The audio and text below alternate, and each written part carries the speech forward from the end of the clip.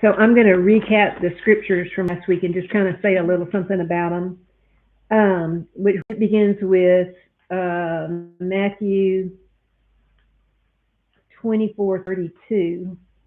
Now learn the parable from the fig tree, which is the branch, which its branch has already become tender and puts forth its leaves.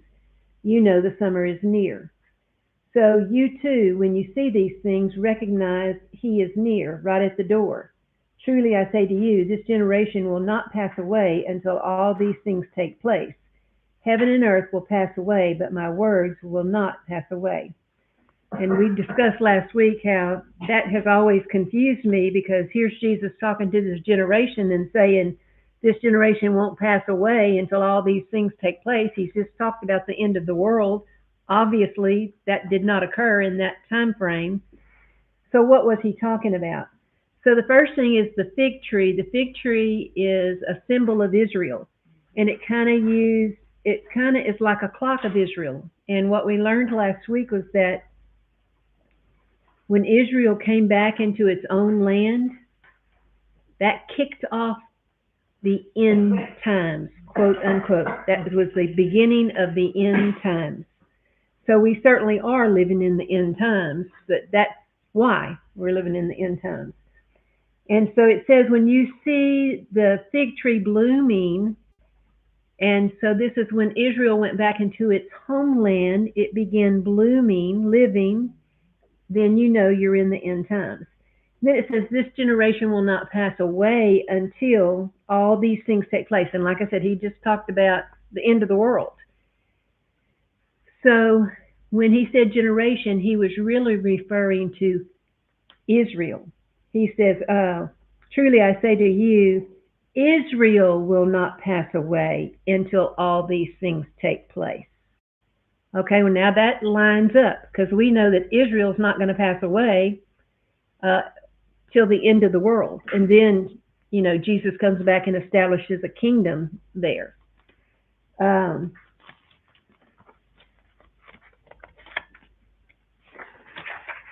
Let's see.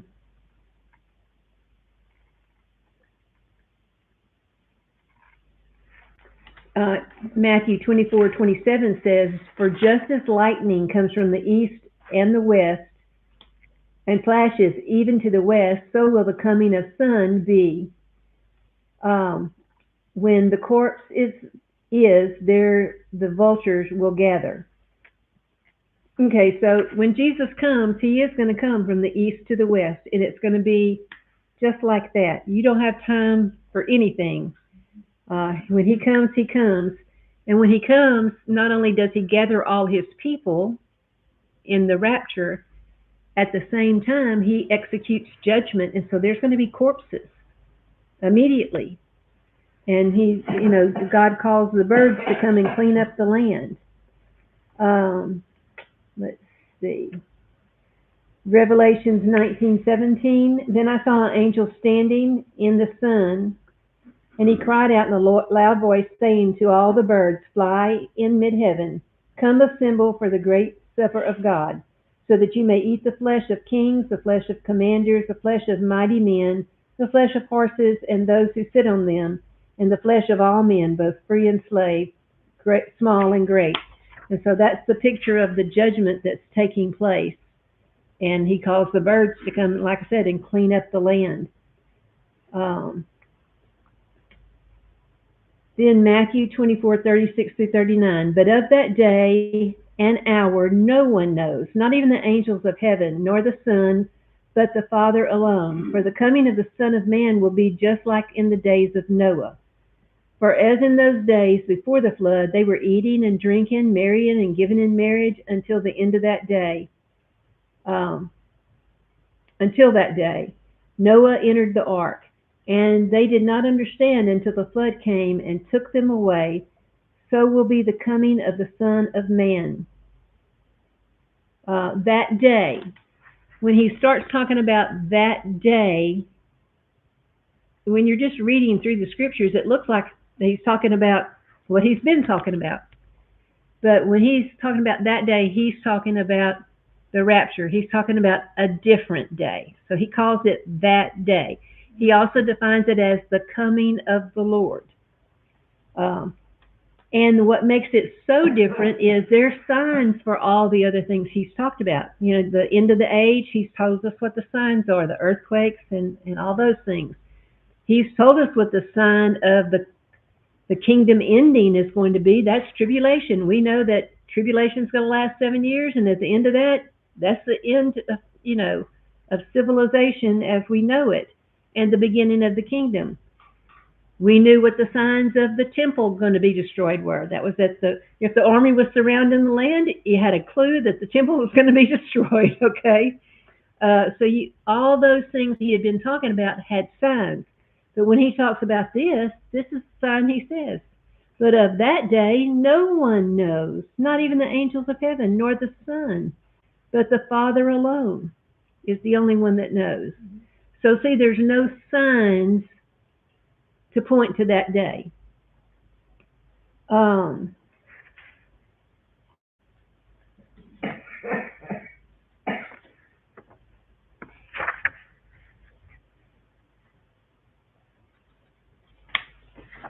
Something that always confuses me, or has always confused me, is when we're raptured, what's going to be left here? Because none of our mortal bodies will go to heaven.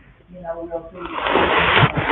So how all of this is going to be explained? They're going to bury us? When we're raptured, no, because your body is just transformed. Okay. So I wondered if it will look like we just died.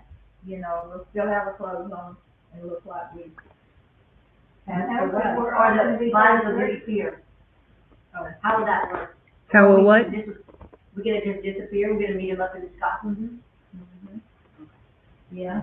And we're going to I have a feeling we're going to talk more about that as we go on, but I'm not ahead, y'all. I'm barely keeping up right now.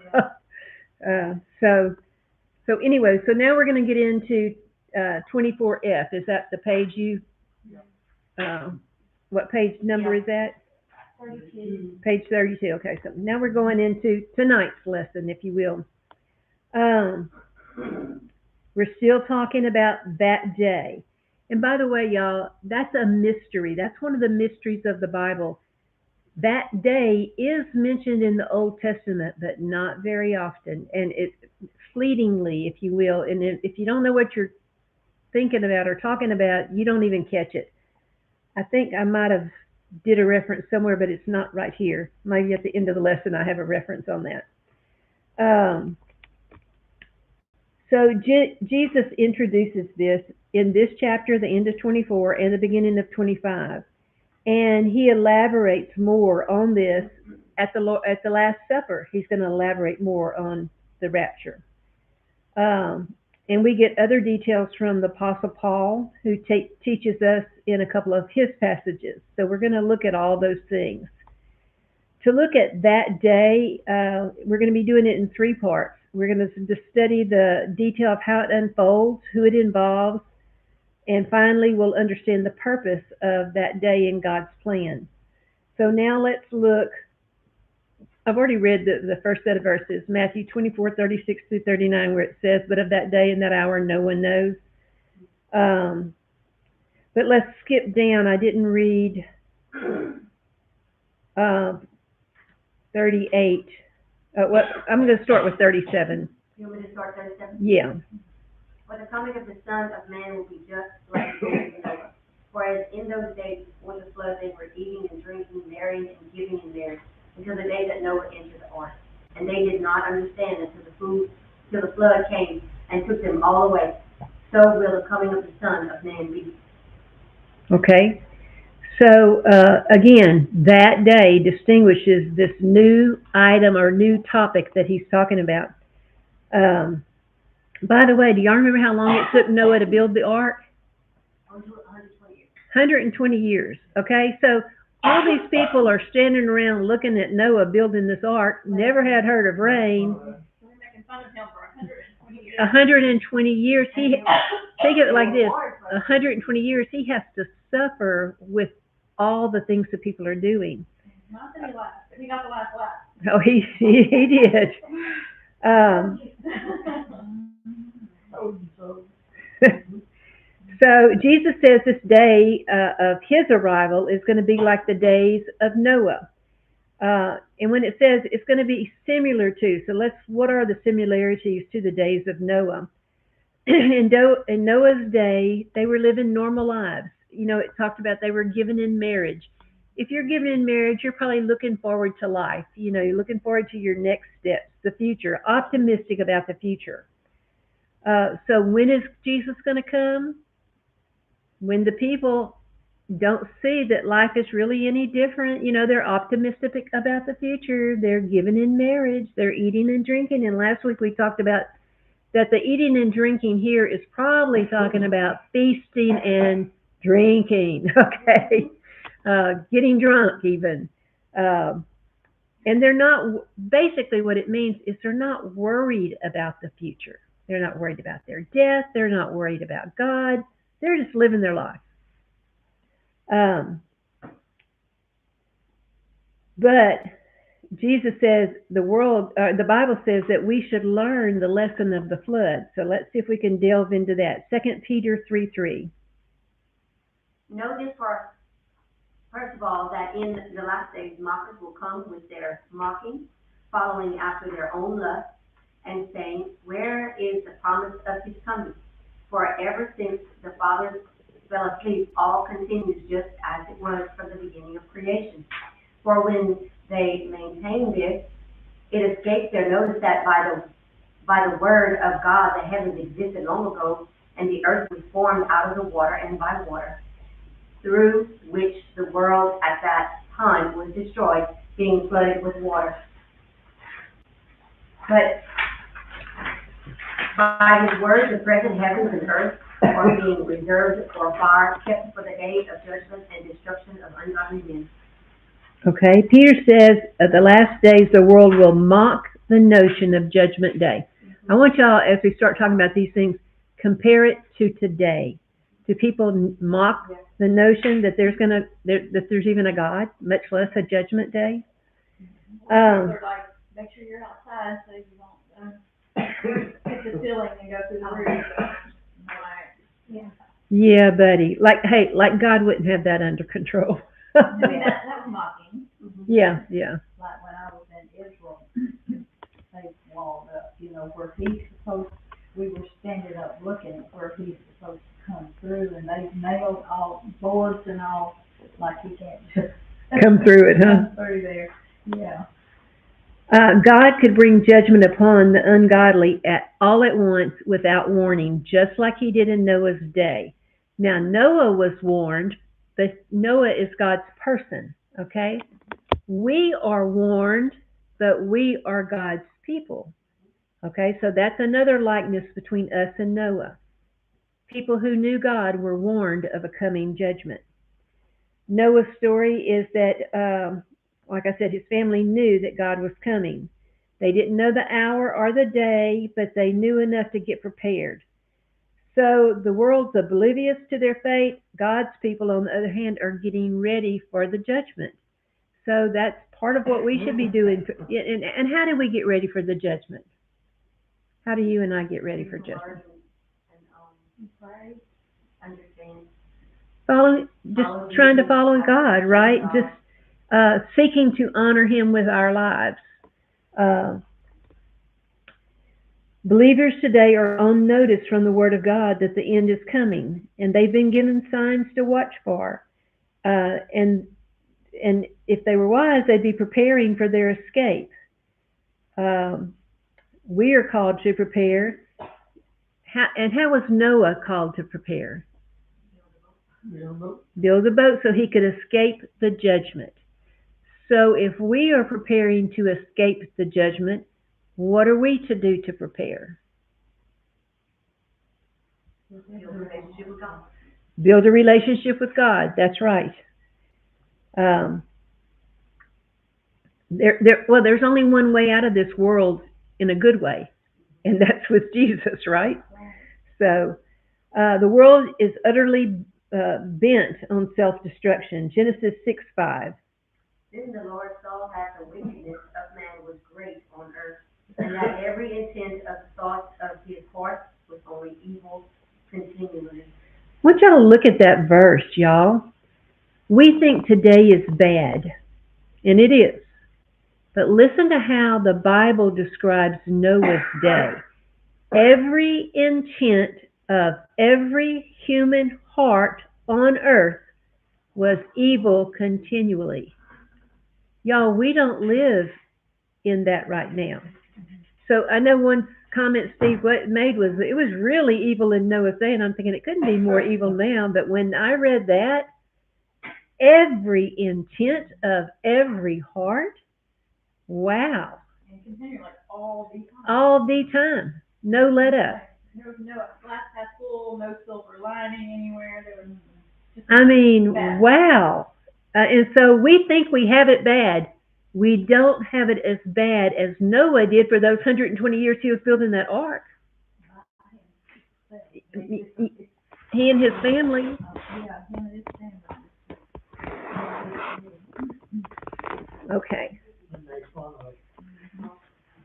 So, and hey, on top of that, the demons had corrupted humans by, it says, using them unnaturally and producing demonic offspring called the Nephilim. These giants that are part demon, part human. So on top of every heart continually being wicked, then you have demon kids walking around.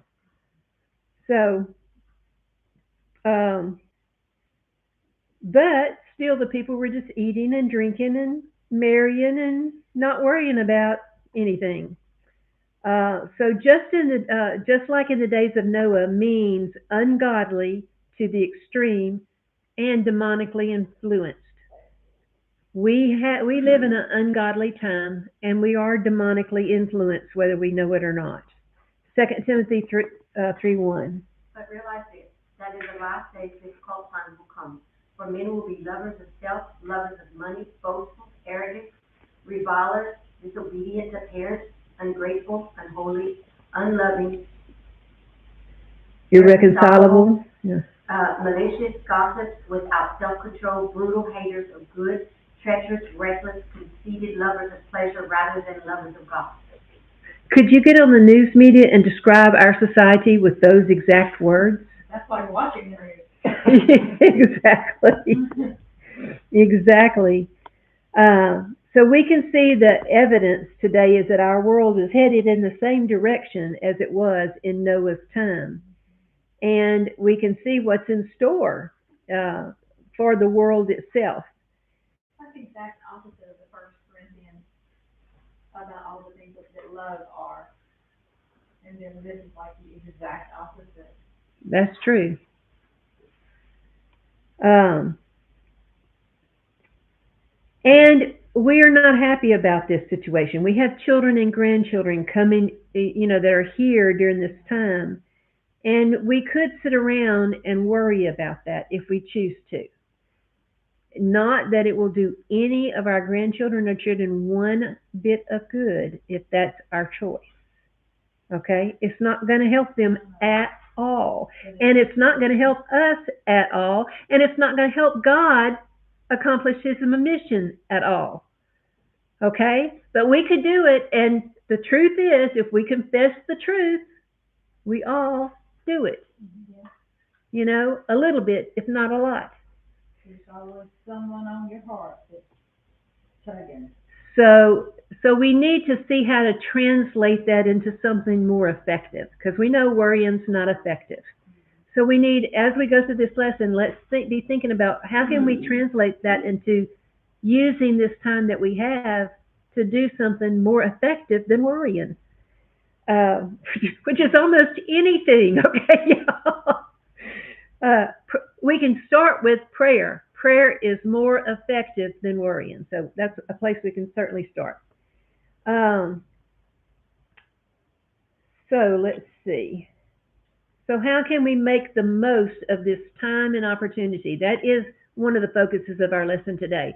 How can we make the most of this time that we are living in? Uh, we've already said the days seem equally dark as Noah's day. And, but as we said, Noah's days were even darker than our days.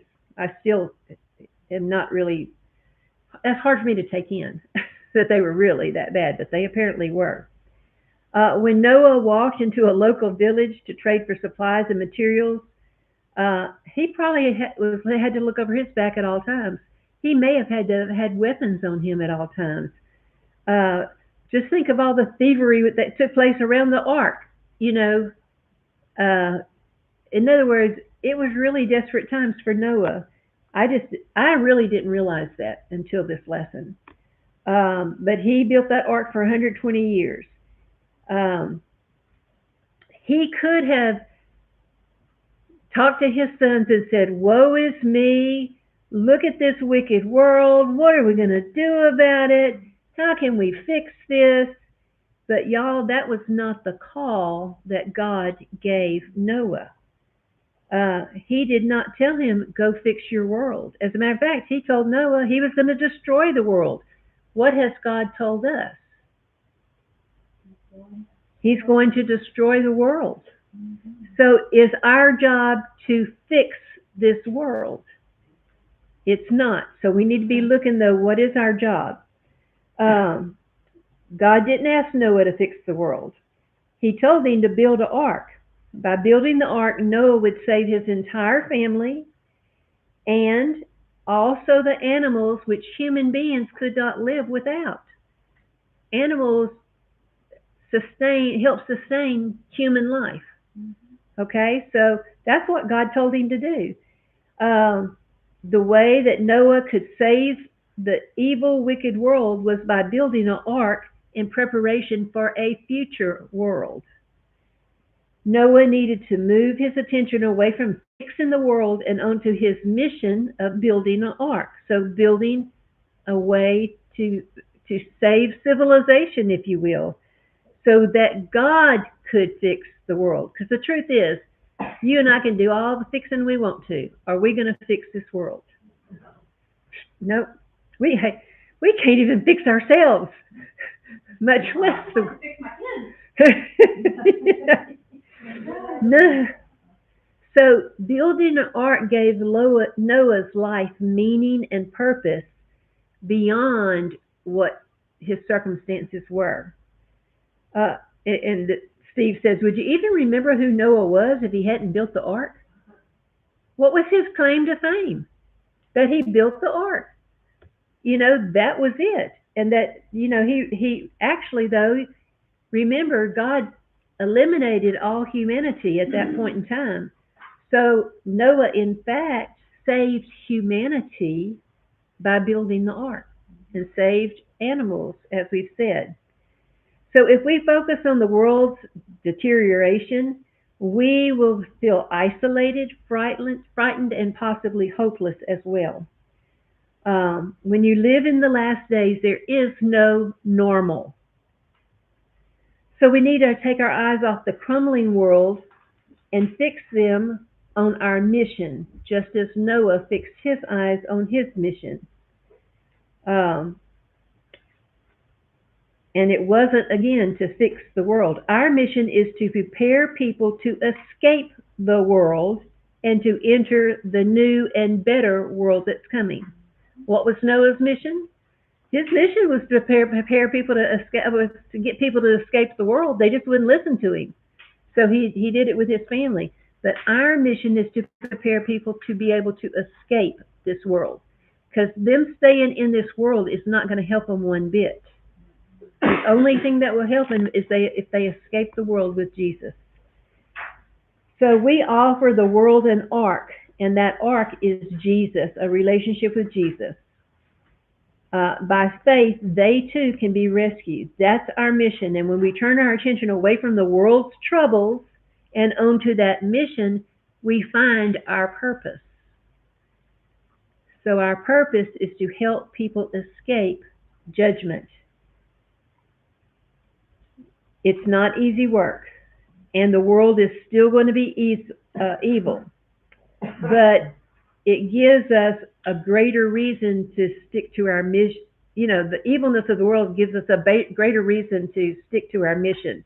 Paul said in Ephesus 5:6, we'll be making the most out of our time, knowing that the days are evil. Shortly before the Lord brought the flood to the earth, God told Noah it was time to enter the ark with his family and the animals. On the very same day, 7 days before the rain started, Noah and his family and all of the animals entered the ark at the same time on the same day. All right? Genesis 7:16 says, the Lord himself closed the door to the ark and sealed everything and every animal and every person inside. That also prevented anybody else from getting in. So then they were on the boat for a full 7 days before it started raining. Now I want you to think about how interesting that is. We believe from our understanding that the rapture is going to happen before tribulation. Now, I think Steve's doing some speculation here because I haven't read anything that makes me believe this is corroborated by other things, but his speculation is that the number 7 is important and that possibly, now this is a theory in my opinion, possibly the rapture will take place 7 years before tribulation begins. Okay, now y'all heard me say that's speculation. It would kind of make sense in that after 7 years, the world is going to forget about all the people that disappeared. You know what I'm saying? It'll be, well, they left that day, and we don't know where they are, but they'll kind of, no big deal, they're gone. Are you understanding what I'm saying? Something crazy happened, the Big Bang. Yeah. Happened again. COVID happened, and now it's not happening so much anymore, you know. Yeah. But anyway, like I said, that's the speculation, and if y'all find anything else that corroborates that, you can let me know. Interesting theory. Anyway, we do know that for some period of 7, it might be associated with when rapture is versus tribulation, because Noah went into the ark 7 days before the flood began. So it was well separated from the time the flood began or the judgment began.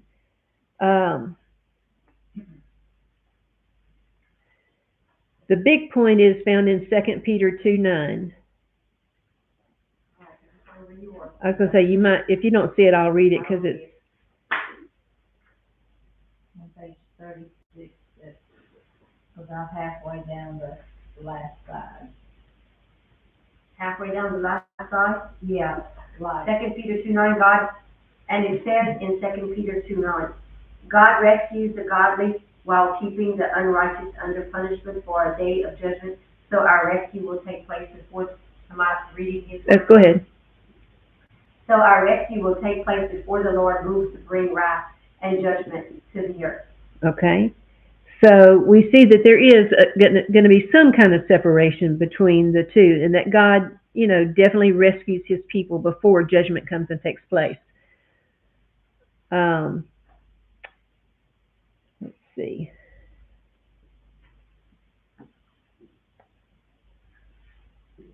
Remember, the church is going to return with Jesus during tribulation, at the beginning of tribulation. So we are present when Jesus comes for the judgment. So he's got to get us before he can bring us back. Does that make sense? Because, you know, some people don't believe in the rapture. Why? It's not written in the Bible. The word rapture is not going to be there. Okay? And you can see it's kind of a mystery. You know, it doesn't... We're learning about it, but if you're like me, I never knew there wasn't a sign for the rapture. I just knew that no one knew when it was. But when God's talking in this whole context and he talks about the signs of everything he's describing, but then he comes to that day, the day of the coming of the Lord, there's no signs. Even Jesus doesn't know a sign. He doesn't know when it's going to come. By the way, there's a reason for that, and we'll get into that later. and it makes perfect sense. And I'll just tell you right now, it mimics the wedding performed during Jewish times. Because in Jewish times, the wife and the future wife and the husband were betrothed, and then the man went back to his house to build rooms for his future bride. And when the father approved the building of the room, he told his son, "Okay, now you can go get your bride." Doesn't that sound just like what Jesus is going to do with us? So, he goes to prepare a place for us. That's where he is now. And when the father tells him it's time, he comes and gets his bride. So it mimics, again, the Jewish marriage ritual, I guess. I don't know a better word to say there. Isn't that cool? Okay. I think that's a future lesson, but I'm not sure.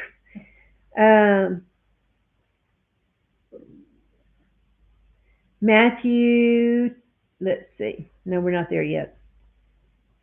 Every creature entered the ark at the same time, on the same day.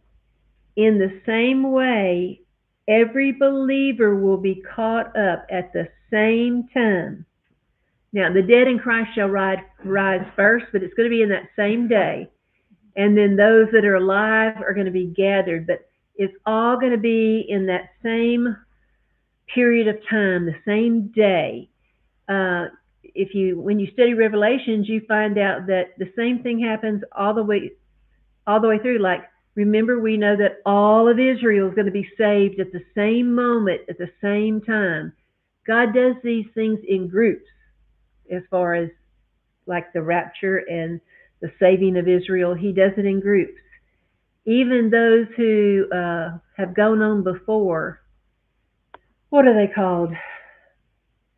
From the Old Testament, they are all brought at the same time. He does them in groups. And I can't remember exactly how to explain that to you, but that is the point. Let's see. I don't know what they're called. That's the place they call, But it's like Moses and all them. Okay, Moses and all them, the people that have been with God for a long time, but there's maybe that they all get their body at the same time, and it's maybe not at the same. Okay. Paradise? Yeah, I'm grasping here because I don't quite remember, but they are not. The Old Testament saints are not the church. The church is a New Testament concept. So they're a different group, I guess is what I'm saying. So what happens to them, whatever happens to them, it happens to all of them. Whatever happens to the church, it happens to all the church. Whatever happens to Israel, it happens to all of Israel. God does it in groups. That's all I know. Okay. This moment, when God shut the door, nobody else could get in, and they couldn't get out. It was a total separation. When God comes back again, it will be a dividing line, just as Noah's ark was. When God comes and executes judgment, there's not a second chance. There's not a let me explain God. There's not a what if. It's a done deal on that day. And it will be clear who's rescued and who is not rescued. There'll be no doubt that God has protected his own. Matthew 24:40. Then there will be two men in the field, one will be taken and one will be left. Two men will be grinding at the mill, one will be taken and one will be left. Okay. So here he says there'll be two men working in the field, which tells us that there's not going to be anything special about the day of rapture. If you get up and go to work on that day, you're going to get up and go to work on that day. You're not going to be thinking about, oh, today's the day of the rapture, unless the Holy Spirit somehow taps you on it, but you're probably not, okay? It didn't seem different to these two men or these two women who were out working. There was no indication that anything abnormal was going to happen. The timing of this event will surprise everyone, but we can know that this event is planned and even how it will happen, but we can't know when it will happen. Okay, and the words that are used as far as one will be taken and one will not, Steve says here a better rendition would be one will be received and one will not. So it's not taken away, but received into Christ.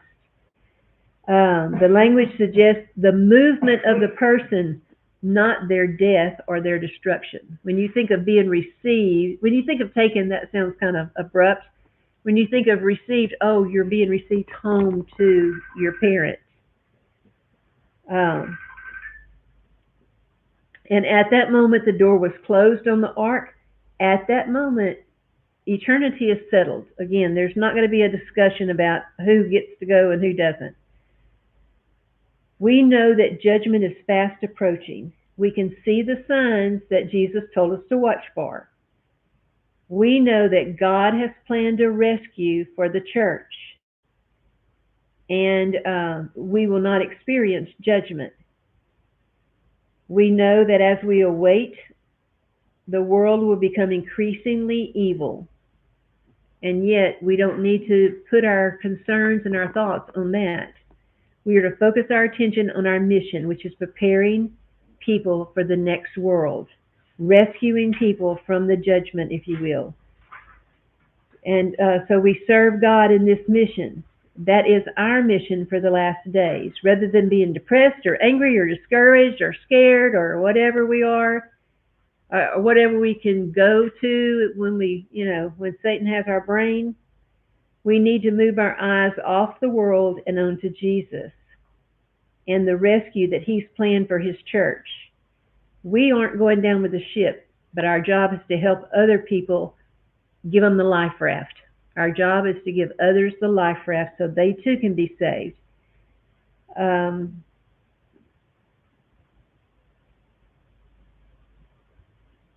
Nothing right now really seems normal or stable in our current world, does it? It's like you don't know what's going to happen, and as you observe the news, all you can see is, or I guess what I foresee is, um, right now there is a strong man in our president's position, whether you like him or you don't like him. He is strong, and I think when when his thumb gets lifted off, my theory is the world's going to go crazy. Because unless you have another strong leader, I can see the world just free for all. We're looking for it was like before he got there. Yeah. So anyway, but who knows? I shouldn't go into politics. That's just an opinion. There's nothing biblical about that opinion. It's just Daniel's opinion. God uses certain ways. Yeah, yeah. I was discussing with someone today about the guy that got Charlie Kirk, yeah. God used him. Absolutely, absolutely. He draw people closer together because of that. As I told Mom, Satan killed Charlie Kirk. God used it. Yes, sir. For good. That's exactly the way.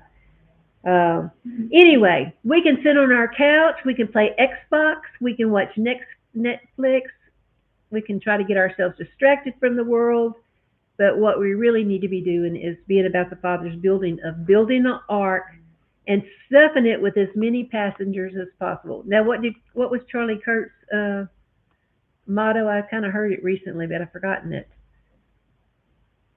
Let's get heaven crowded or something like that. I can't remember. Does anybody? Huh? Y'all hadn't heard it? I told you I did not even know who he was until he got it. I hear you. I didn't know much about him, for sure. Anyway, Grandkids did. They was listening to him all the time. Really? Right. Well, he was targeting a younger age, Yeah. trying to wake him up. He wasn't in our generation. Yeah. Okay, so anyway, by building an ark, what Noah was doing was really protecting anybody that would listen. And we need to be preaching the gospel, again, sharing the truth, throwing out the life raft for those around us. The time right now is our opportunity to throw out life rafts.